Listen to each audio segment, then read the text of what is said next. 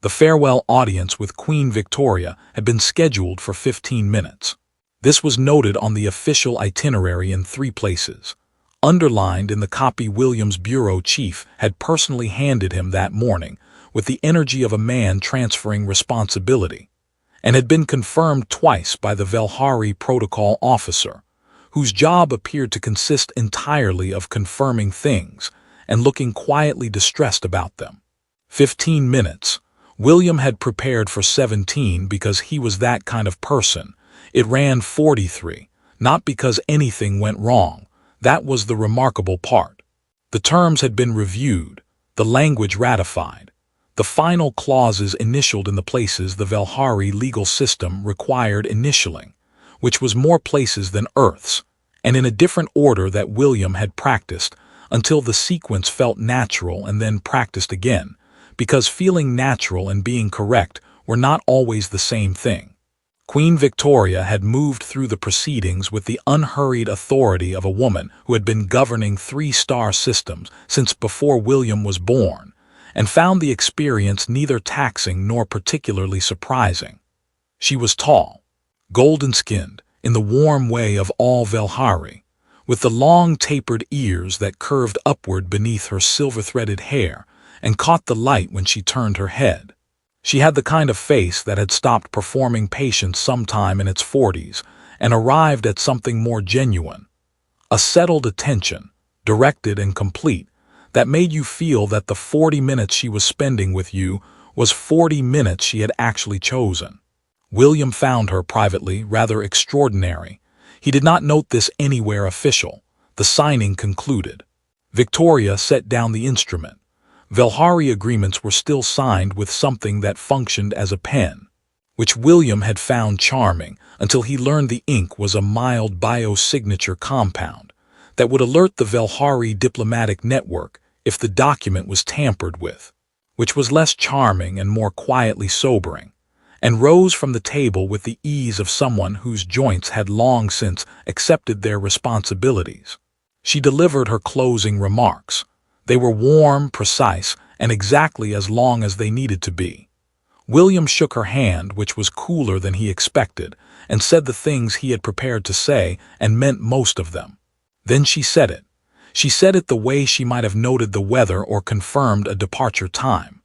Standing, already angling toward the door, robes settling around her as though they too had received the signal to conclude.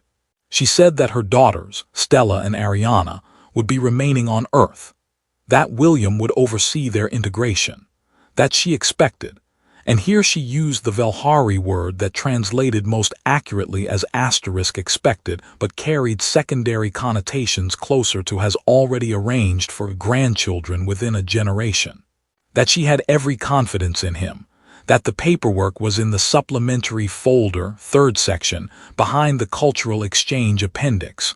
William opened his mouth. Victoria was through the door. The 2 members of her personal guard followed without making eye contact with anyone, which William recognized as professionalism and not, as it briefly felt, deliberate avoidance. The doors closed. The sound they made was very soft and very final, the sound of a well-maintained mechanism performing its function without comment. William stood at the end of the table. Behind him, he was aware. In the way you become aware of things your mind is still deciding how to process, that 2 people remained seated. He turned around slowly, with the deliberateness of a man who had decided that whatever was happening on the other side of this turn would be easier to face if he faced it at a speed he controlled. Princess Stella and Princess Ariana sat with the composed expressions of women who had been informed of this arrangement recently enough that their composure was still doing visible work. They had their mother's coloring, her ears, something of her manner distributed between them differently, Stella with more of the settled quality, Ariana with something sharper behind her eyes that was either skepticism or a very organized list of concerns, and possibly both. They were looking at him. He was looking at them. The supplementary folder sat on the table between them like a small, spiral-bound catastrophe. William pulled out his chair and sat down. He set his hands flat on the table. He looked at the door once, briefly, in case there had been some mistake. There had not been a mistake. He looked back at the two women their mother had left in the room, picked up the folder, found the third section, and read the first line of it. Then he set it face down on the table, because the first line had not helped, and asked, with the genuine desire for accurate information of someone beginning a significant negotiation he had not studied for, which of them wanted to go first? Stella went first. She did it the way William would come to recognize as characteristic, without preamble, without the slight throat clearing or repositioning that humans used to signal they were about to say something significant. She simply began, in the measured, unhurried Velhari accented English she shared with her mother, as though the conversation had already been underway for several minutes, and she was rejoining it at a natural point. She said that their mother's decisions were, as a structural matter, final. Not in the way that powerful people sometimes describe their preferences as final, meaning they expected resistance and were preparing to overcome it. Final in the Velhari governmental sense, which carried a specific legal weight she could explain in detail if he wanted, but which translated most usefully, for practical purposes, as, the thing has already happened. The decision was not a plan. It was a fact that had been distributed backward through time to the moment Victoria chose it, and reality had reorganized accordingly. William was not being asked whether he accepted this. He was being informed of the shape of the world he was currently in. William listened to this with his hands still flat on the table. Then Ariana spoke. She said that none of this meant he should consider the matter settled. There was a pause. Stella looked at her sister with the expression of someone who had anticipated this specific addendum and had made peace with it. Ariana looked at William with the expression of someone whose list was organized, indexed, and ready for deployment, and who was currently deciding which section to open with. William asked carefully whether those two statements were in conflict. Stella said no. Ariana said not exactly. He ordered tea. It was the only variable in the room he could currently adjust, and he adjusted it with the decisive energy of a man channeling his competence into the one available outlet. The Velhari protocol officer appeared at the door within 90 seconds, which suggested he had been waiting just outside it, which suggested he had known. William filed this away and said nothing about it, because he was a diplomat and because there was nothing useful to say. The tea arrived. It was good tea, the kind the Bureau reserved for rooms where important things happened, and William wrapped both hands around the cup and felt the warmth of it with the specific gratitude of a person holding the only uncomplicated thing in their immediate vicinity. Ariana produced a small device from somewhere in her clothing, Velhari formal, where had pockets in places that defied reasonable inference about the geometry involved, and set it on the table between them. It was flat, roughly oval, and emitting a faint luminescence that shifted color in a slow cycle William's eyes wanted to follow. He asked what it was. She said it was a notation device. He asked what she was notating. She said, this conversation, their positions, the outstanding questions, and a preliminary assessment of his stress indicators, the last of which she offered as information rather than provocation, though she acknowledged the distinction might feel academic from his side of the table. William took a long drink of tea. Stella, and he would remember this clearly, smiled at that. Not the diplomatic smile he'd received from her mother throughout the signing. Something smaller and more genuine, the kind that arrived without permission. He asked the practical questions because they were what he had. Where were they staying? What did the supplementary folder actually contain? He had not gotten past the first line, which had informed him that the arrangement carried the full legal standing of a Velhari royal placement, and that any attempt to transfer custodial responsibility required forms in 7 copies submitted to an office whose name did not translate directly, but meant approximately the Bureau of decisions that have already been made. What did they need?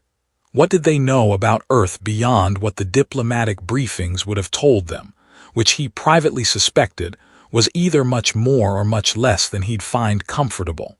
Stella answered the practical questions with practical answers.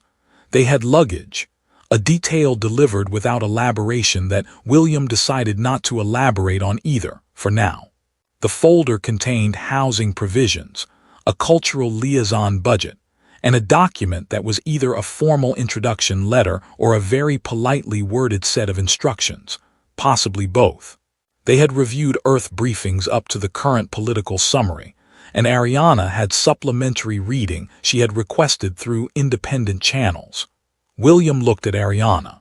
She said that he had a good apartment building by the relevant metrics, that the public transit system nearest to it was adequate for their purposes, and that his biosigns had stabilized appreciably since the first 3 minutes of this conversation, which she meant as a compliment. William set down his cup.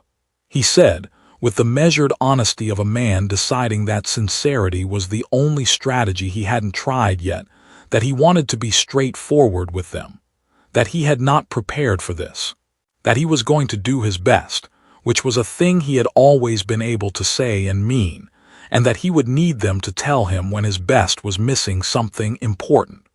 Stella said that was acceptable. Ariana looked at her notation device, made a small adjustment, and said that she would add it to the record. The tea had gone slightly cool. Outside the tall windows of the signing room, the city moved with complete indifference to what had just been agreed to inside it. William looked at the supplementary folder. He looked at the 2 women their mother had left in his care with their golden skin, and their long, elegant ears, and their individual and fully formed opinions about a situation none of them had designed. He picked up the folder. He found page 2.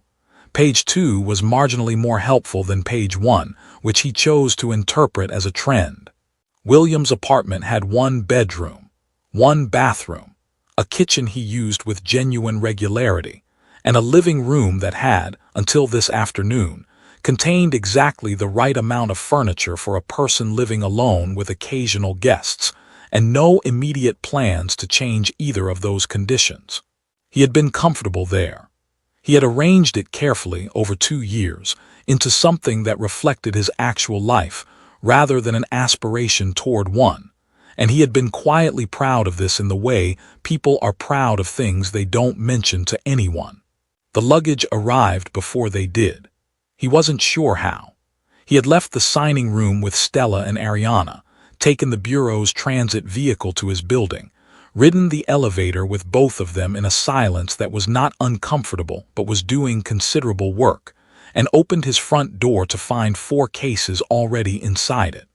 They were Velhari made, a dark material that seemed to absorb light slightly more than physics strictly required, and they were arranged with a precision that suggested whoever had placed them had taken a moment to consider the geometry of the room before setting anything down. William looked at the cases. He looked at Stella. She said that the protocol officer had arranged it. He said that the protocol officer had not had a key. She said that was correct. He decided, on balance, that this was not the most pressing issue currently before him and moved on. He gave them the bedroom. This was not a decision he deliberated over at length.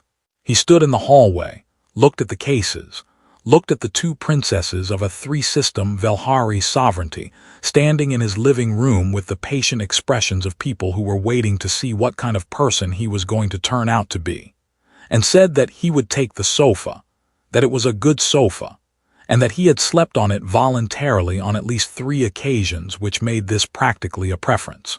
Ariana noted this in her device. He chose not to ask what category she had filed it under. He made dinner because it was dinner time, and because standing in a kitchen doing something with a clear objective and measurable outcomes was the most appealing option available to him. It was a simple meal. He was a competent cook in the way that people who eat alone regularly become competent cooks, out of necessity and a low tolerance for bad food. He made enough for 3 without making a point of it. Stella came to stand in the kitchen doorway and watched with the specific attention she gave to things she was encountering for the first time and finding more interesting than she had anticipated. She asked what he was making. He told her. She asked 3 follow-up questions, each more specific than the last, and he answered all of them because they were good questions, and because talking about food was easier than talking about most of the other things they could have been talking about. Ariana ate with the focused assessment of someone running a comparative analysis. She said that it was good. She said this the way she said most things, plainly, with the sense that she had considered it before speaking and meant exactly what she'd said, no more and at least not less. William found this, unexpectedly, easier than effusive compliments would have been. He thanked her. Dinner continued. His emergency communication to the bureau went out at 9 in the evening, carefully worded in the way that William, who had been carefully wording things professionally for 11 years, understood how to make something sound calm while communicating that it was not. He outlined the situation. He noted the legal documentation. He attached the relevant sections of the supplementary folder. He requested guidance, personnel support, and clarification on the housing provision budget in that order of priority. His bureau chief responded at 9:47 with a message that said, "Unprecedented. Protocol under review. Someone will be in touch." William read this twice. He saved it to his files under a folder he created and labeled. With the precision of a man filing something he intended to reference later in a formal complaint, institutional responses of limited utility. Stella, who had been reading on a small Velhari device that projected text at an angle only she could see, looked up and asked if everything was all right. He said that the bureau was reviewing protocol. She made a small sound that was not quite a laugh but was adjacent to one, and said that in her experience, institutions reviewing protocol were institutions that had already decided what they were going to do and were constructing the reasoning to support it. He said that was a fairly accurate description of most institutions. She said, yes. She said it the way someone says a thing they've known long enough that it no longer frustrates them. He made up the sofa with the spare blanket from the hall closet and his second pillow, and lay down at 11, with the particular alertness of someone whose nervous system had not yet received the message that the day was over. Through the wall he could hear very faintly what he eventually identified as Ariana's voice, not the words, just the cadence, and then Stella's answering it, lower and slower. He didn't know the Velhari word for whatever they were doing. He suspected humans had several words for it, and that none of them were quite right either. 2 people, in an unfamiliar place, talking quietly to each other in the dark because some things didn't require translation. He was asleep before he heard them stop. The grocery store was William's idea, and he would later consider it either the best or the worst decision of the first week, depending on which part of it he was remembering. They needed food. This was a practical fact, the kind he could act on without waiting for the bureau to finish reviewing protocol, and he had presented it to Stella and Ariana the following morning, with the quiet satisfaction of a man who had found something concrete to do in an abstract situation. Stella had agreed immediately. Ariana had asked whether he had a list. He said he had a general plan. She said that was not the same thing. He said he was aware of that. She produced her notation device and said she would make a list, and he had the brief, specific experience of a man watching control of a situation transfer to someone else so smoothly that the moment of transfer was only visible in retrospect. The store was 12 minutes from his building on foot. It was a large one, well lit, with the particular organized abundance of a place that had decided to take the concept of options seriously. William had shopped there for 2 years and knew its layout with the comfortable fluency of someone who had never had reason to see it through someone else's eyes. Stella saw it through her own eyes, which turned out to be a significant variable. She stopped just inside the entrance with the expression of a person whose briefings had included the concept of an Earth grocery store, but had not fully prepared her for the specific sensory reality of one. The scale of it, the sound, the smell of bread from the bakery section, arriving before anything else. She stood there for a moment, and William stood beside her, and he tried briefly to see it the way she was seeing it. Thousands of products, hundreds of decisions, an entire infrastructure of human need and preference rendered in labeled rows under fluorescent light. He had never found it remarkable. He found, watching her find it remarkable, that it was. Ariana had already moved to the nearest display and was reading ingredient labels with the focused intensity she brought to everything. She had questions. They were detailed questions about preservation methods and nutritional processing, and why a particular category of items occupied the temperature-controlled section. And William answered them as accurately as he could and approximated confidently where his accuracy ran out, which she noted in her device without commenting on, which he appreciated. Stella discovered coffee in the 7th aisle. Not the drink, the beans, the ground varieties, the shelf of it that announced itself through smell before they had turned the corner. She stopped again. She picked up a bag of ground dark roast and held it the way people hold things they are not ready to put down. She asked what it was. He explained coffee. He explained it as well as he could, which meant explaining it practically. The caffeine, the preparation, the role it played in the structure of most Earth mornings. And she listened with an attention that suggested she was filing this under something important. She put the bag in the basket.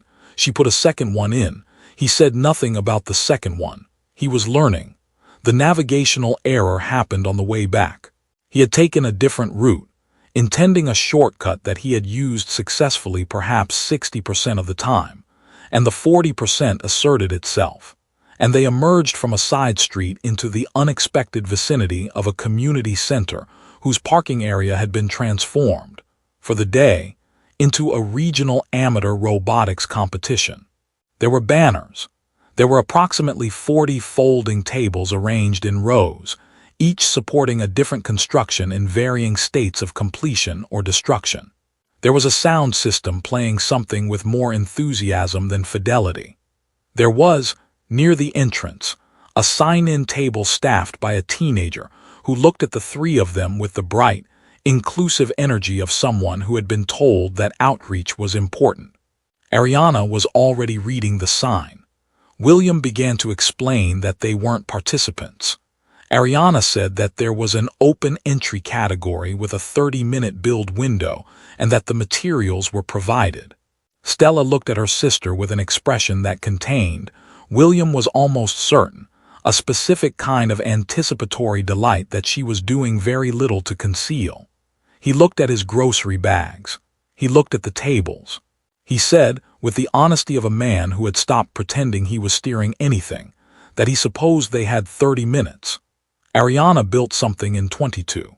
He wasn't certain what it was exactly, and the judging panel, 3 adults with lanyards and the careful expressions of people trying to apply established criteria to an unanticipated situation, appeared to share his uncertainty.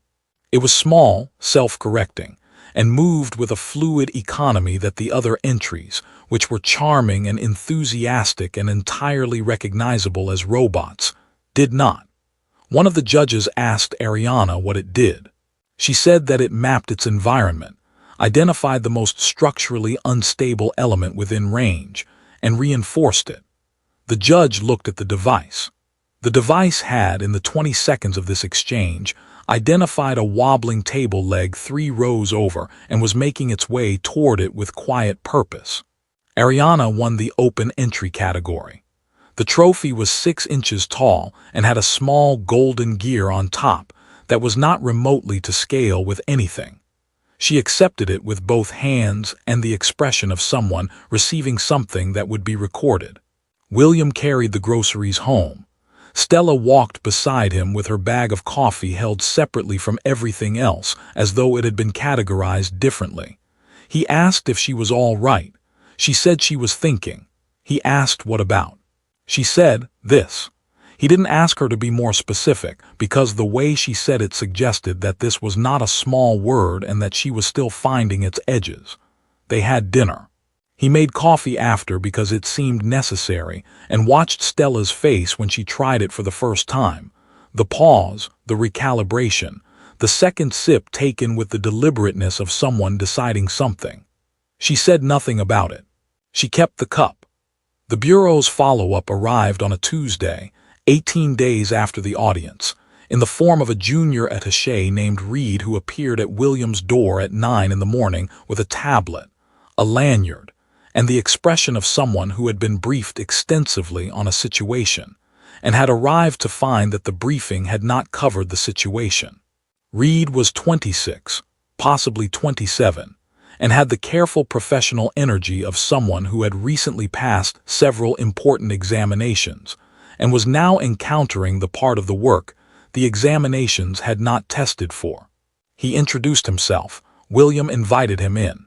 Reed stepped through the door, saw Stella sitting at the kitchen table with her second coffee of the morning, and a Velhari text projector casting soft light across her hands, saw Ariana standing at the window with her notation device logging what appeared to be atmospheric data, and stopped walking in the specific way people stop when their mental model of a room and the actual room fail to reconcile.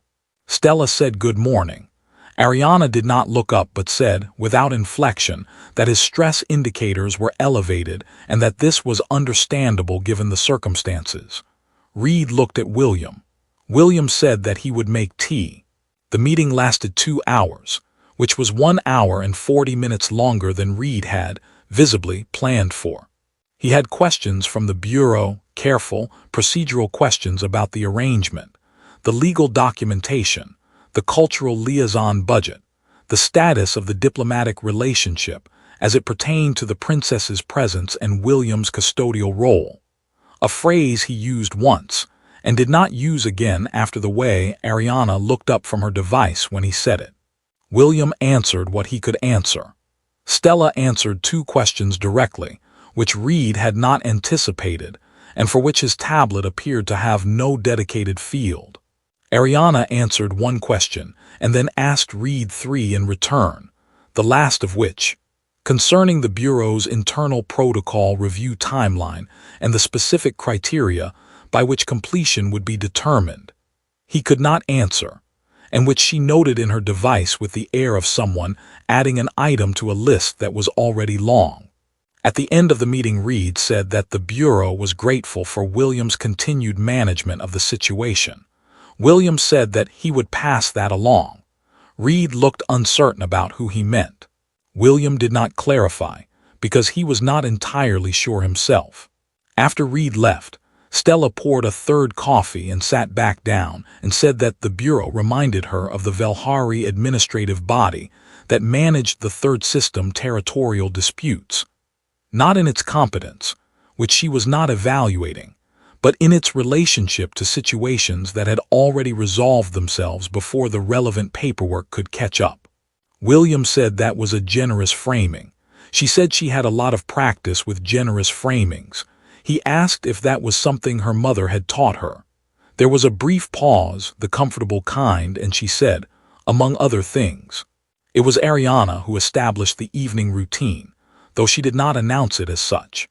It began the 3rd week, without discussion or designation, dinner, and then afterward, while William was doing whatever needed doing and Stella was reading or mapping the coffee shelf at the store with the systematic approach of someone building expertise, Ariana would set her notation device on the table and read from it. Not the atmospheric logs or the biosign assessments. The list. Her list of propositions, delivered 1 per evening in the plain, precise way she delivered everything she had decided to say, each one a question or an observation or a position that she had formed and was now choosing to share. The first 3 had been practical observations about the transit system, a suggestion about the Bureau communication strategy, a question about Earth's legal framework for interplanetary arrangements that revealed, in its specificity, that she had done considerably more independent research than her briefings would have required. William had engaged with all 3 seriously, because they were serious, and because engaging seriously with Ariana was not a performance of respect but a natural consequence of paying attention to her. The 4th proposition was about him. She said it the same way she said everything, without preamble, device on the table, the unhurried delivery of a person who had thought carefully before speaking. She said that she had been assessing him, as he knew, and that her assessment had reached an intermediate conclusion she thought he should have access to. He said he was listening. She said that he was a person who managed difficulty by identifying the one thing he could control and doing it well, which she had observed in the tea, the cooking, the lists he made that she had noticed him making and had not mentioned until now. She said this was an effective strategy with a specific limitation, which was that it worked best when the difficulty had edges and did not work as well when the difficulty was actually an opening. William was quiet for a moment. He asked what the limitation meant in practical terms. Ariana looked at him with the direct attention that he had, over 3 weeks, stopped finding unnerving and started finding clarifying. The way very accurate things are clarifying even when they are not entirely comfortable. She said that she was not certain yet. She said that was why it was an intermediate conclusion. She said she would continue her assessment and let him know. Stella, from the other room, said that this was Ariana's version of a compliment and that he should accept it as such. Ariana said that Stella was correct. William looked at the table. He looked at the notation device. He thought about the sofa he had been sleeping on for 3 weeks and the bedroom door through which he could sometimes hear, very faintly, 2 people talking in a language he didn't know, and the coffee that had migrated from the grocery bag to the dedicated section of the cabinet Stella had identified on the second day, and the small trophy with the golden gear that Ariana had placed on the windowsill without comment, and the list, and the evenings, and the way the apartment had stopped feeling like a place that had been altered by the presence of 2 people and started feeling like something else, something he didn't have the right word for yet. He told Ariana that he would look forward to the final assessment. She said that she expected it would take some time. He said that was all right. The call from Victoria came on a Tuesday, which William would later think was appropriate, because Tuesdays had become, without his planning it that way, the day things happened. Stella produced the communication device from the decorative luggage. The pieces William had mentally filed under aesthetic, possibly ceremonial, do not ask, and set it on the kitchen table with the matter-of-fact ease of someone retrieving something she had always known was there. The device was flat and dark until it wasn't, and then Victoria was present in the room in the way that Velhari projection technology made people present. Not a flat image, but something with depth and dimension, slightly luminous at the edges, as though she were standing just on the other side of a very thin and well-lit door. She looked exactly as she had at the audience, unhurried, warm in the efficient way, the long tapered ears catching the light of wherever she was, which was, based on the faint background detail William could make out, very far away and moving. She said good morning, which it was, barely. She asked William how he was. He said he was well. She looked at him for a moment with the settled attention he remembered from the signing room and said that she was glad to hear it, in the tone of someone who had already reached their own conclusion and was giving him the courtesy of the question anyway. Then she asked him 3 things. She asked whether he found the work meaningful. Not the diplomatic work, she was specific about this, with a small clarifying gesture, but the work of the last several weeks, the daily work, the grocery lists and the dinners and the conversations. He said yes, and meant it in a way that arrived before his professional instincts could organize it into something more measured, which he suspected was the point of asking it that way. She asked whether her daughters were well. He said that Stella had developed what he could only describe as a coffee philosophy, and that Ariana had recently submitted 2 propositions to his bureau's protocol division through independent channels, which had caused a response he was still receiving the administrative aftershocks of, and that both of them were, in every sense that he understood the word, well. Victoria's expression did not change exactly, but something in it settled further, the way things settle when they confirm what they already knew. She asked whether he was happy.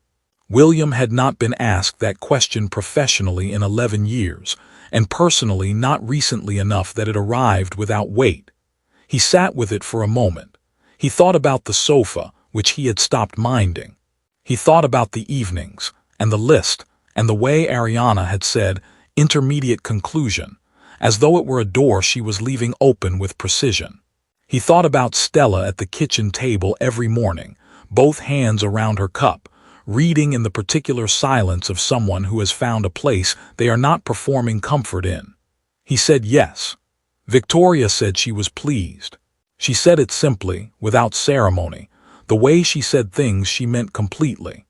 Then she looked past him at Stella and asked whether the coffee was as interesting as her transmissions had suggested. Stella said it was more interesting, and that she had notes, and Victoria said she would read them. And the ease between them, mother and daughter across a distance that would have taken previous generations a lifetime to cross, moved through William like something he recognized but didn't have a name for. Victoria looked at Ariana.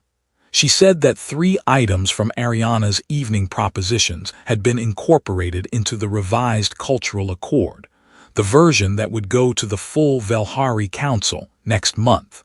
Ariana received this without visible surprise, but with the quality of attention she gave to things that mattered to her, which William had learned to read the way you learn to read weather, not from any single sign but from the whole of it. She told her mother that she had 4 items remaining on the list. Victoria said she looked forward to them. She said it as though she expected to hear about them eventually, which was, William realized, a kind of benediction. The call ended the way the audience had ended, warmly, efficiently, Victoria already in motion before the connection closed. The device went dark. The kitchen was very quiet for a moment, the 3 of them in the particular stillness that follows something that has confirmed itself. Stella got up and poured coffee. She poured 3 cups, which she had started doing sometime in the 2nd week without announcement, and set them on the table and sat back down. William wrapped both hands around his cup. Ariana set her notation device face down, which she had never done before, and William noticed this and said nothing about it because some things were complete without comment.